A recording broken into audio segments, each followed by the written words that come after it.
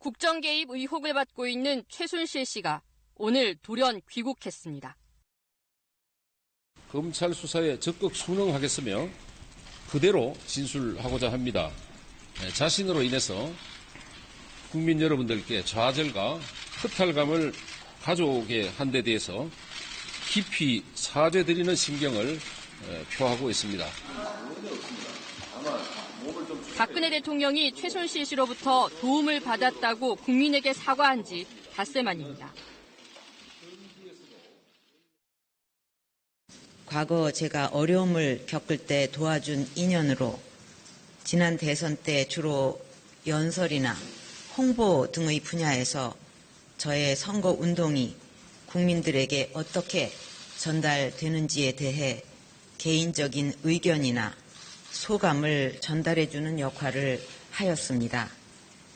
일부 연설물이나 홍보물도 같은 맥락에서 표현 등에서 도움을 받은 적이 있습니다. 청와대는 대통령 사과 불과 나흘 전까지만 해도 최 씨의 국정 개입 의혹을 강하게 부인했습니다. 봉건 시대에도 있을 수 없는 얘기가 어떻게 그런 것이 밖으로 활자화되는지 정말 개탄스럽습니다. 이거 아는 사이는 분명하죠. 예, 아는 사이는 분명하나 절친하게 지난 건 아니다 그런 뜻입니다. 그동안 의혹으로만 존재했던 이른바 비선의 실체가 수면 위로 떠올랐습니다.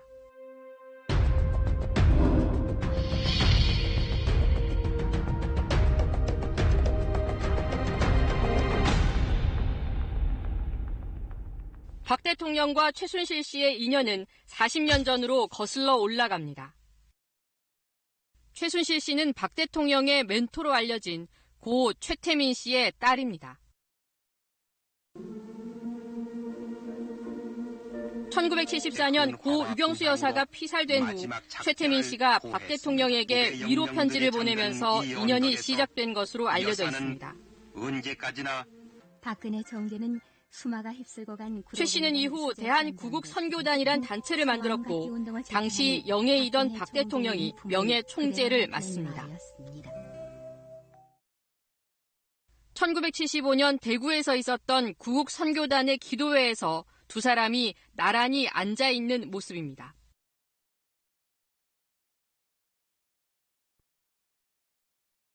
같은 해 서울 정동 배재고등학교 운동장에서 열린 구국선교단 산하 십자군 창군식. 역시 두 사람이 나란히 단상에 올랐습니다. 그렇기 때문에 옛부터 용기 있는 자에게만 기회는 주어진다고 하였습니다. 1976년 최태민 씨가 여러 단체를 통합해 새마음 봉사단이라는 단체를 만드는데 박 대통령이 총재를 맡습니다. 전라남도 광주의 새마음 갖기 걸기대. 지난 9월에는 단국대학에 다녔던 최순실 씨가 이 단체 대학생 회장을 맡으면서 두 사람의 만남이 이루어집니다. 대학생들이 모여서 창립총회를 하게 된 것이 저희 대학생연합회가 발족하게 최 씨는 당시 방송에 출연하기도 했습니다. 따뜻한 분위기를 조성하고 대학생들이 각 대학 내에 그 새마음회를 정착시키자는 의견들이 모여져서 각 대학 내에 새마음회를 만들기 시작했어요. 새마음의 꽃을 활짝 피울 것을 다짐한 제1회 새마음 1979년 새마음 봉사단에서 주최한 한 행사. 최 씨가 박 대통령을 따라다니며 꼭 붙어 안내하는 모습을 볼 수 있습니다. 봉사단원과 연예인 봉사대원들도 참석해 최 씨는 이후 유경재단 관련 일을 도우며 박 대통령과 친분을 계속 맺어온 것으로 알려졌습니다. 학교와 사회에 새마음의 정신을 심어 사회 정화에 앞장서 달라고 당부했습니다. 그러나 박 대통령은 이 같은 소문을 줄곧 부인했습니다. 그 최태민 씨하고 그의 딸 최순실 씨가 후보와의 친분을 내세워서 재단의 운영에 관여하면서 각종 전횡을 일삼았다.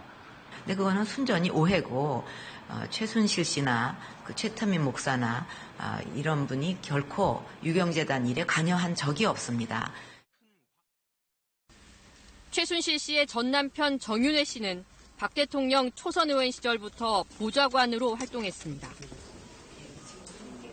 2년 전 청와대 문건 파동 당시에는 정 씨가 이른바 비선 실세 논란에 휩싸였습니다.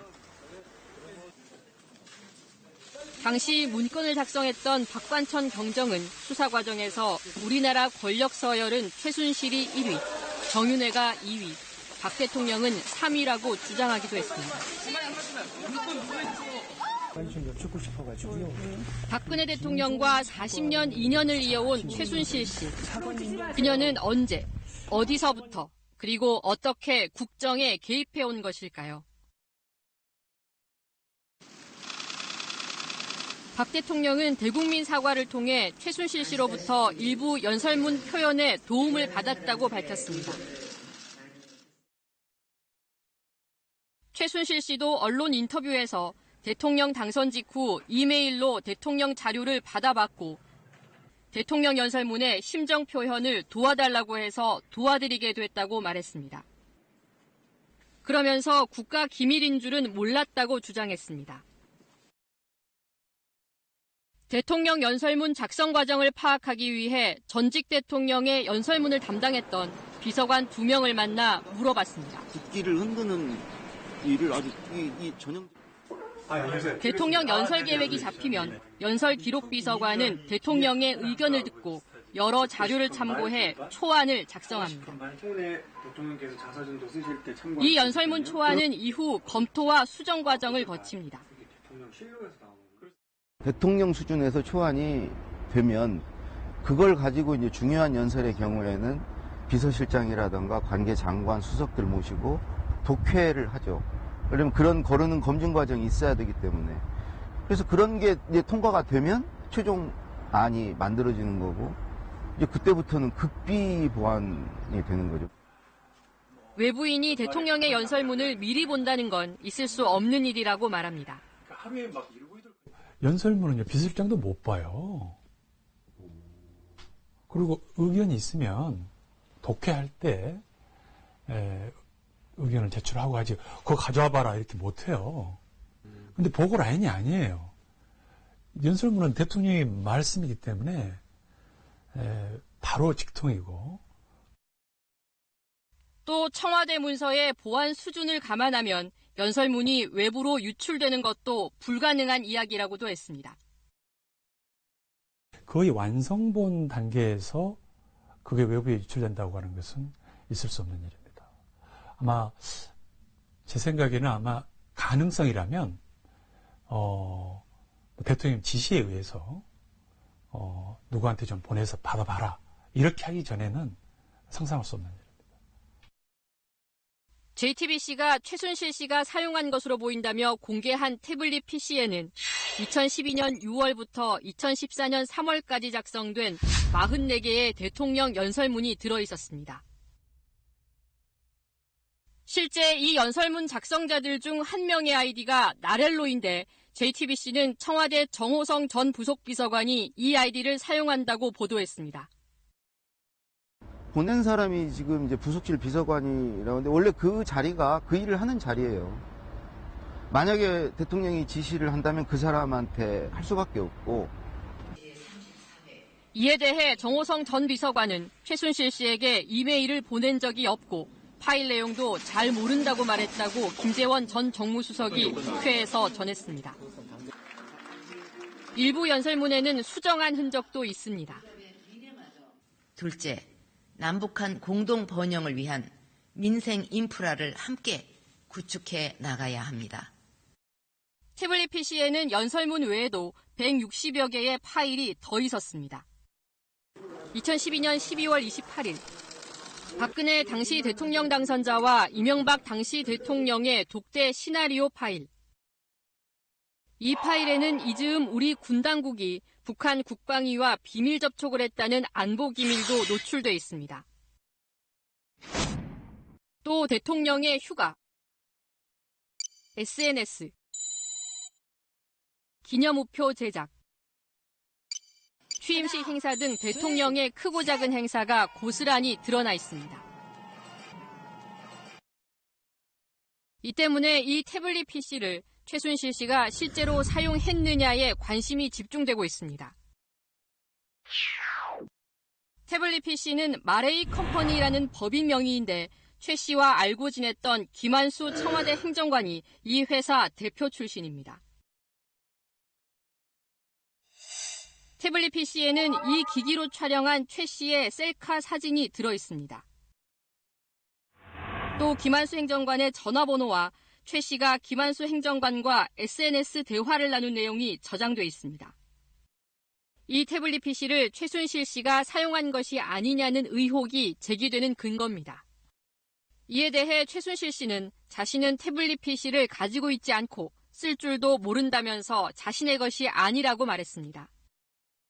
검찰은 최 씨 사진이나 SNS 대화 내용 이외에 삭제된 파일을 복원하고 어떤 경위를 거쳐서 태블릿 PC를 입수하게 됐는지 조사하고 있습니다.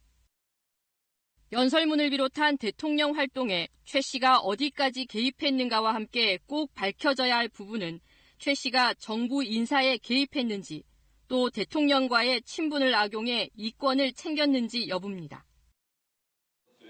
2014년 7월 유진용 당시 문화체육관광부 장관이 경질됐고 실국장 6명이 사표를 냈습니다. 경질파동의 출발은 2013년 3월 최 씨의 딸 정유라 씨가 준우승한 승마대회 판정식이었습니다. 당시 청와대의 지시를 받고 승마협회를 감사한 노태강 전 체육국장. 최순실파와 반최순실파 모두가 문제라며 승마계의 파벌 싸움을 지적하는 보고서를 낸 뒤 전격 경질됐습니다.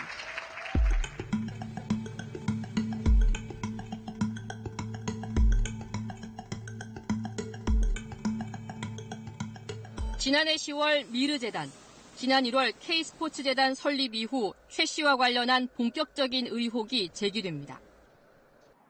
미르와 K스포츠재단은 설립 직후 정경련을 통해 대기업으로부터 700억 원이 넘는 기금을 모금한 것으로 알려졌습니다. 이 과정에서 최순실 씨와 그의 측근들은 청와대를 동원해 모금 과정에 압력을 행사하고 최 씨와 관련된 다른 법인으로 자금을 빼돌리려 했다는 의혹을 받고 있습니다.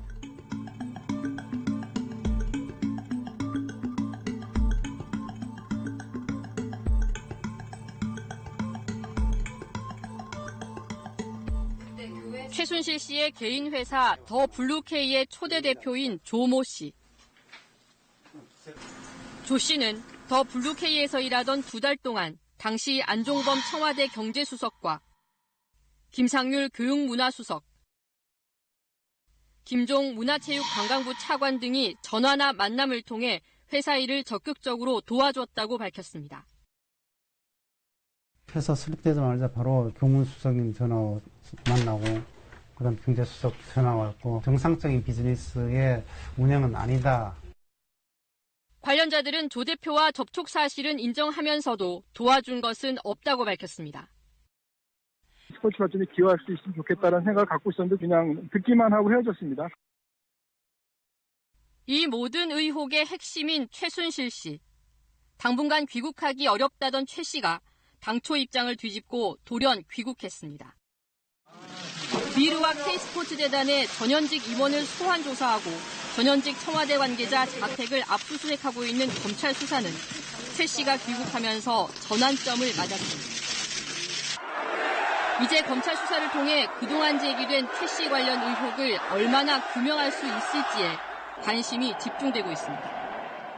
국민들은 다 못 받아들여 아직까지는. 좀 그런 것 같아요. 왜? 너무 믿었기 때문에 이런 일이 생기니까 우리가 그분을 찍었는데 또 이런 상황이 오니까 소설 같죠. 드라마 같기도 하고 이제 계속 끊임없이 나오는 이야기가 대부분 이제 이 사실인 것처럼 그렇게 다가오기도 하고 그러면 그럴수록 국민으로서는 한편으로는 배신감이 들지만 한편으로는 상당히 무기력해지는 것 같아요. 사태가 이렇게 되기까지 대통령을 보좌하고 또 한편으로는 측근의 비리를 견제해야 할 국정 시스템은 제대로 작동하지 않았습니다. 검찰도 있고 청와대도 있고 민정수석도 있고 아니면 또 여당도 있을 거고요. 그런데 이것이 작동하지 않았다고 하는 것은 대통령이 상당히 무소불위의 힘을 가지고 있었다. 우리나라의 이런 감시 체제 또 견제 체제라고 하는 것이 1인의 대통령에 의해서 쉽게 무너질 수 있는 게 아닌가. 국민들의 그 수준에 맞춰서 그걸 최대한 의혹을 해소할 수 있는 방향으로 검찰 수사 방향도 나가야 된다라고 생각합니다. 한국의 민주주의가 위기를 맞이하고 있고 이 위기 상황을 극복할 수 있는 기회로 삼아야 된다라고.